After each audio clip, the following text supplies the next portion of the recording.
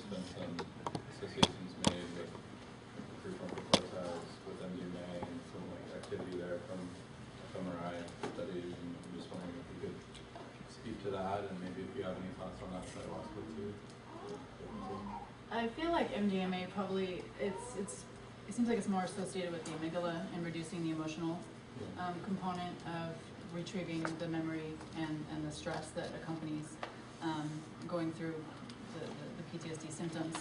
And I think ayahuasca, it actually, like you said, it's activating more of the cortex, and it's involving that so that it's not only reducing the emotional component, but it's allowing the person to process and integrate the experience to help facilitate more long-lasting healing. I mean, the MDMA studies are showing long-term effects with only a few treatments, but I think that's because it's kind of opening up a window for them to take the time that they need to integrate.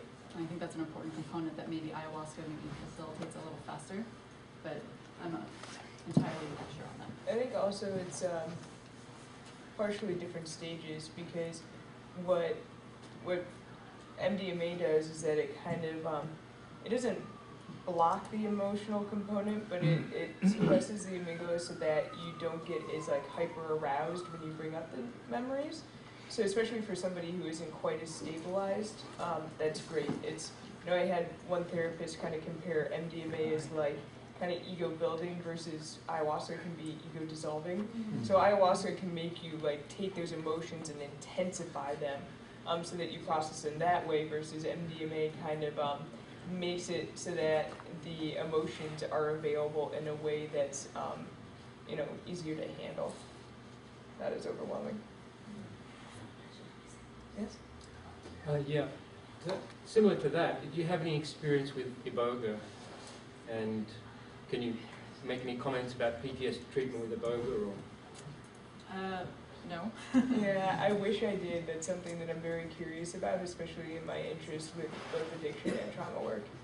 So I did come, I actually saw, it was a screening of a movie here about Ibogaine to treat heroin addiction. And what it seemed like the movie was showing was that, I mean, I can't speak to a physiological component of it, but that it was like called an addiction interrupter, where it doesn't necessarily stop the addiction, but it opens up a door. It creates the space for the person to change the way that they, you know, essentially it's this physiological response, addiction, trauma, any of these things, that it's this pattern, and it's a reinforcing pattern.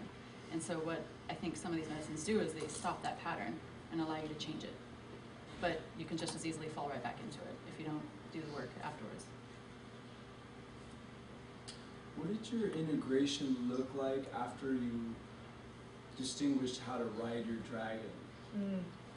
And it's funny, a friend of mine who I practiced my talk with last night told me that I should put pieces about that in there, but I was confined to 20 minutes. For me personally, it was a combination of things. I think a combination of actually talk therapy really can help you, even though it may not resolve your symptoms. It can help you bring what you learn in your journey into your day-to-day life, so that it's not just an experience you have in your journey. So I think having a therapist who's kind of down with this sort of work is really useful. And there was a lot of like, is becoming, you know, I think went to a talk a while back with Carl Gnosis, if I'm saying his name correctly, where he talks about integrating as bringing it back into the physical body. So there was a lot of, you know, for me, yoga and meditation. And then on top of that, there's a book that I read, it's quotes that I use a lot of. It's called The Presence Process by Michael Brown, and it gives you a lot of exercises to become more in touch with your sensations and emotions. So I was doing daily kind of little exercises and meditations, and then just kind of learned my own sort of internal language as to like, wait, I'm feeling something, what is that feeling connected to?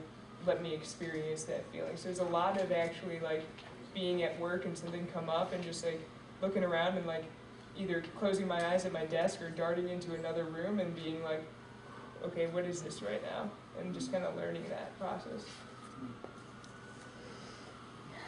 I'm wondering about, you talked about ayahuasca experiences and how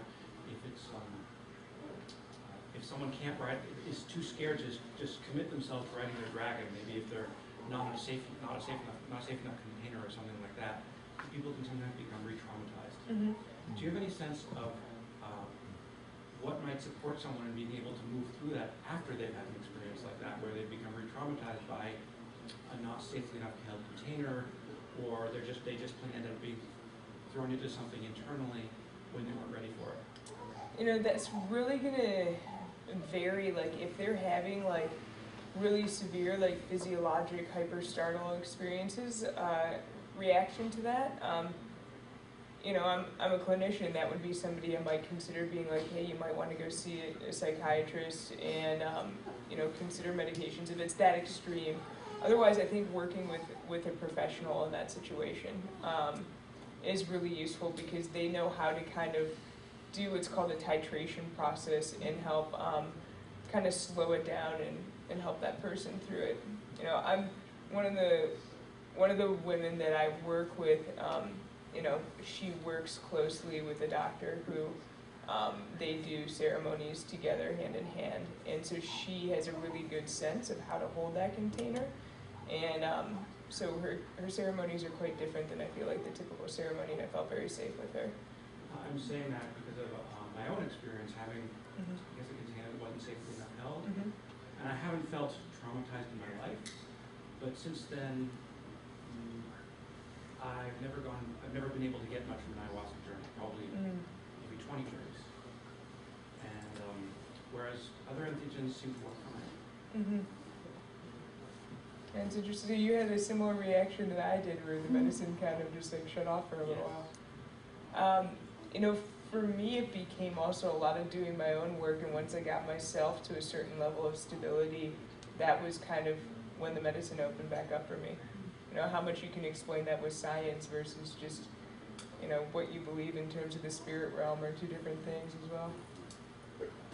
In that instance of that kind of dead period in there, were the continued journeys that you had part of that process, or might you have just skipped them?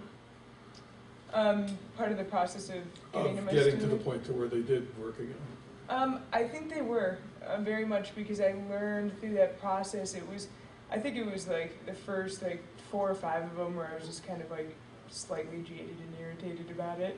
And then I kind of was like, you know what, there's a reason for this. And obviously I could feel my own instability, and I felt like there was more work that I needed to do, and that I felt that vulnerability of like, I kind of felt like I was at a threshold. Like I was either going to go too deep or not go deep at all. And I could tell that I had a fear and wasn't ready to go over that limit. And that I kind of found my own techniques, so that eventually I got to the point where I was like, even if I go there, I feel like this is a ride I can take. I noticed in your last slide, you sort of talked about the difference between like symptoms and what causes the symptoms. Right? And I noticed in your work, there's a lot about sort of the symptomatic qualities that do that big matrix.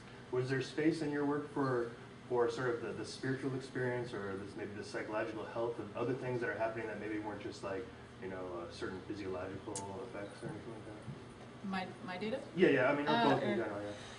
It doesn't seem to be as highly represented, potentially just because we don't consider those things to measure in a clinical trial, probably. But I would like to start implementing that, because I think that it really does impact like the state of the individual, and what do they want out of it, what's their previous experience, what are they primed to be able to handle. I guess, so a follow-up on that is, how do you see the marriage of these two sort of areas, which seem to need to talk to each other, but in some ways they aren't at the moment, and it sounds like you're trying to do that work as well. Yeah, the way I see it is trying to get it all together in one data set, and then see which things actually map onto each other. I mean, I have an interest in different religions, and, you know, is that impacting recovery, and what do people believe, and, you know, because there is, you know, the placebo effect, you know, this notion of mind over matter, that your mental state could really affect your physical state. You know, a happy body makes a happy mind, and a happy mind makes a happy body. And so really taking into account both of those. I know for me that I talked a lot about my symptoms and everything, but since I've been going through this journey, it's actually been the reverse, where it was like, I found the spiritual side, which allows me to look back at the symptoms. And I'm constantly in this conflict as to how to align these worlds, because I understand and I personally experience the importance of both like the clinical side and the spiritual side, in my work professionally as a nurse practitioner as well, and still kind of figuring out how to, like, I get it intuitively, but how to actually translate that outward is a very difficult thing for me.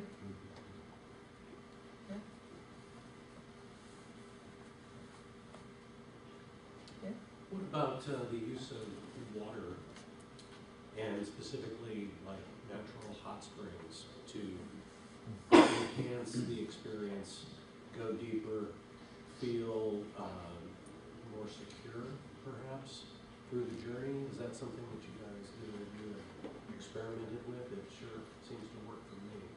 Well, I do like baths and hot tubs. I haven't tried taking anything. I think, well, if you're going to do MDMA, you might want to be careful because there's a chance that you might overheat. Overheat, yeah, Yeah. of course, yes. But it seems that the experiences that I've had go to a certain depth that is greatly enhanced, especially by natural hot springs. It almost seems to be an extension of the planet, sort of aligning with the planet in the same way that you would align with the plant. It seems to, at least personally, and for other people that I know, it seems to really enhance the ability to look at your trauma in a really safe environment. And I just wondered if that was something that you guys have studied or worked with before. I haven't, but I'm very curious about it. You know, I just like in you talking about it, I feel this like I think safe it's feeling of where more. baptism comes from. Yeah, and it's interesting because that pivotal journey that I showed that image of was I haven't experienced the death process, but I've definitely, that journey was one hell of a birthing process. Right. And I can imagine what, making that kind of connection, what that would have been like. I didn't have the experience of water, but like this connection to the earth and the planet. Yes. When I did ayahuasca, it was the second time I did it. The first time I did it, it was actually kind of, I don't want to say traumatizing, but it was terrifying. And I wasn't prepared for it to be that intense. And so, and I actually went down there as like a scientist. I was trying to understand it and analyze it, and that just made it so much worse. And so it was really difficult, and I eventually kind of gave up. And then, so 2 nights later, I did it again, and I said, I'm just going to let myself feel this. And I laid in the jungle. I was like by myself in the jungle, just laying on the ground, and I felt like I was being infused by the jungle. That, I mean, I could see this light. It was almost like I was being innervated by the energy of the jungle, and then it was coming back, and I felt like a hub in the jungle. So it was really nice to feel that level of connection. I can say that in addition to numerous other traumas, that specific combination cured me of nearly 40 years of ticklishness. That's awesome. It's funny, but it's true. It actually is true. Thank you. To be able to get this kind of healing work, however you want to call it, since it's not particularly recognized in America as safe, you have to go to a foreign country? I think right now I'd prefer to. I guess we could try and do some of the churches that, I think there's the one in Portland where it's legal. Yeah. But yeah, I'd like to keep it within legal parameters for the time being. But I mean, I think so. There was a guy in Louisiana, Stephen Barker, and his grad student, who they were developing this assay so they can detect the constituents of ayahuasca in blood and urine. And so I think they did those studies in Louisiana, but I think it was freeze-dried and everything was kind of controlled. Right. So I think you could potentially get a protocol approved if you have enough justification, but I think we might be safe at this initial stage to show proof of concept, that it's a good candidate, and then hopefully that will convince the DEA and the FDA that it's something that we can do here. Right. But we're trying to find, legal channels potentially out of the country that we can at least get some initial data for. Right. I wanted to ask, Jessica, in your presentation, with the combat veterans, there were a small group that you said had used ecstasy before. Are you differentiating between ecstasy and MDMA for any reason, or what was that? Well, typically, so when you think of ecstasy, like the street ecstasy that you get at a rave or whatever, it's not controlled. They don't know what's in it. It may not even have MDMA in it, but in the clinical trials, it's pure MDMA. That's all that's in it. So all of these reports, these safety reports that come out of, so-and-so died or so-and-so had, holes in their brain from ecstasy. I don't think that it's necessarily MDMA. There could be other things in it, which you can't test for because it's retrospective. It already happened and you don't know because you didn't get to test the actual substance. So is that showing that it could be a possibility of many other chemicals priming for similar effects? Or Potentially. I personally don't think that it's actually the ecstasy more as it is the physiological response that is happening. I think the fact that it causes that elevated heart rate, and then that's priming the autonomic response that potentially might be facilitating a stressor response, and then already being primed to that stressor response might help you acclimate. And so in PTSD research, it's called extinction, where you try and expose the person to the trauma enough that it extinguishes the physiological response that happens. So it might be tapping into that. Have you considered using your approach to healthy uses? Like, for example, in our first thing, there were a whole bunch of good outcomes from using ayahuasca, and so there's some constellation of data and different categories. Absolutely. I mean, my primary interest is the mind, and and psychedelics, and I do trauma research, but I really believe that there's this natural healing that takes place in this ability of our minds, this interface between our mind and our body, and I'd really like to understand that, and I feel like psychedelics are a really good tool to help us understand that potential. And so I would love to just get my hands on something like that, but for funding reasons and protocols, everything has to have a clinical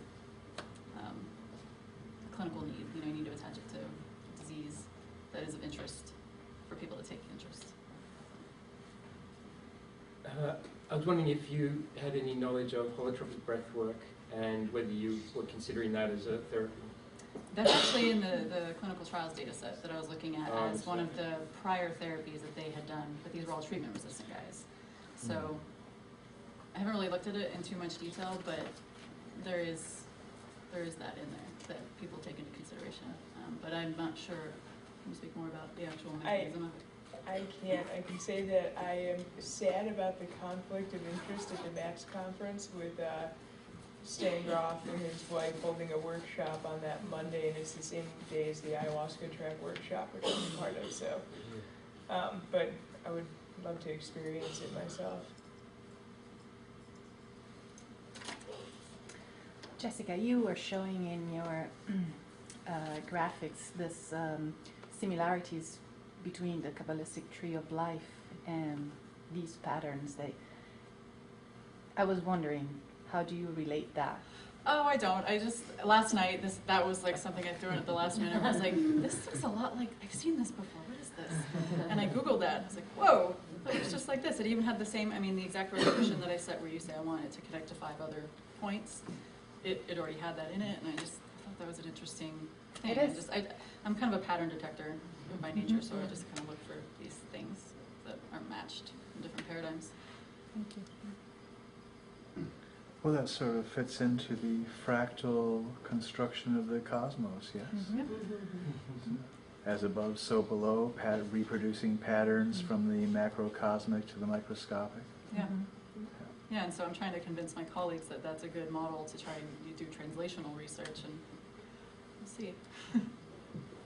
With all the research that's happening right now, are you seeing, as you're like on the front lines of doing the protocols and dealing with the FDA and DEA and all that, are you finding that they're being more open to this research, or is there still a challenge? It sounds like there's multiple layers to this, but with MAPS, what MAPS is doing, what you guys are doing, I think that it seems like there's some openings, yes? Or? Yeah, so I haven't interfaced yet with the DEA or the FDA to get this underway, so I'm hoping that they are rational human beings and they'll see logic. I'm hoping that I can collect enough data and that, if I can really show a logical progression of why this is useful.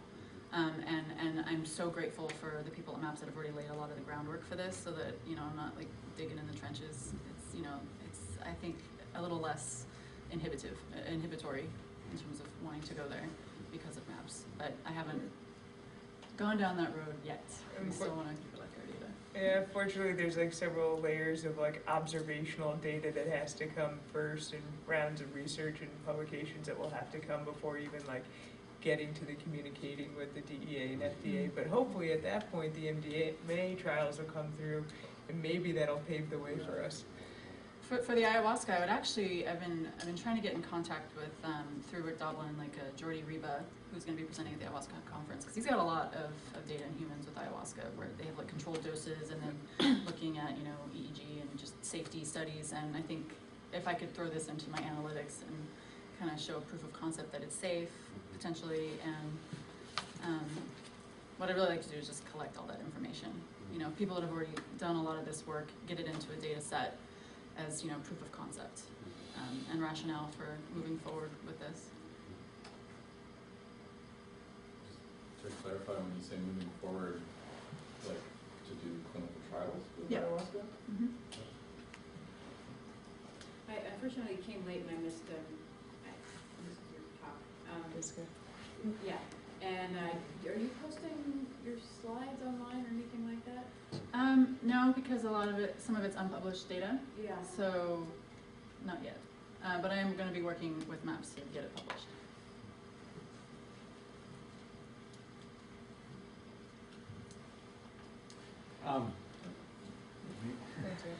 Thank you for showing beautiful geometric shapes from the beginning to the end of your talk. I was amazed that a clinical trial can produce such an interesting shape, actually. But I was curious, is the shape different in the MDMA group versus a placebo group? I gather you created sort of one shape for the whole trial, and then you mapped the two treatment groups onto it. Mm-hmm. But could it also be that the treatment changes the geometry of the data rather than just people's position on it? Potentially. It all depends on what type of analysis you do. Mm-hmm. So I did a principal components analysis. There's other types, you can do like Euclidean type analyses, and I won't go into the details of it. And then it also depends on what variables you throw in. So for their data set, I threw in everything. And so that all determines, so it was like a couple thousand variables, and that determines the shape of the data. It's the network topology. And then you have that structure, and then you can just see how everything that you threw into it maps onto it. And so everything is contributing to that pattern. And the fact that this treatment is what's kind of differentiating that separate group is really interesting, that no matter how much information is in there, that it's a very robust effect. And when I do this with other trials with spinal cord injury data sets, if it's a strong, robust effect, you can see it with this type of analysis, regardless of how the shape comes out. So I'm curious whether that shape has a fractal dimension that you can calculate. So you can change the resolution, or I'm sorry, the gain, so how many different points each node connects to other points. So you can say, I want it to connect to 7 other points or 5 other points.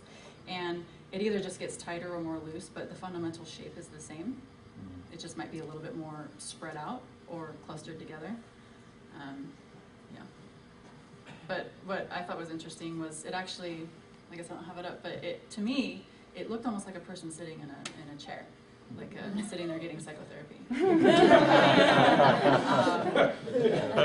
And I had this other data set I'm looking at with brain and spinal injury. It was like the profile of someone's face, and it almost looked like they were purging. Some really interesting stuff comes in that sometimes helps me understand the data, that the shape of the data is actually explaining some aspect of the whole thing. So, but again, I feel like that's kind of my interpretation of it. You had another question? Yeah, I was going to ask too, it seems like post-traumatic stress disorder, it's more emotional and non-physical, but since you work with brain and spine, can ayahuasca or even MDMA help with people that have physical brain traumas or spinal traumas, or were even born with something, some syndromes, and did you have any data on that? I don't know. I don't think I would recommend it at this point. I know I have a friend who has a spinal cord injury who took mushrooms once, and because it activated a muscarinic receptor, it caused him to clench up, and all of his muscles started contracting. So it was really bad because the system wasn't prepared to handle that. And a lot of people have neuropathic pain that have these types of injuries, and so that activates the serotonin system, which a lot of the psychedelics also activate. And so I think it might actually make them have more pain. So I don't know that I recommend it at this point without really looking into it more. There is work being done out there. I know of Wendera, who's been working with a woman, or several women actually, who have muscular dystrophy and has found really positive results in terms of their progression. And there's all sorts of theories out there, and but I think no hard evidence. Thank you guys.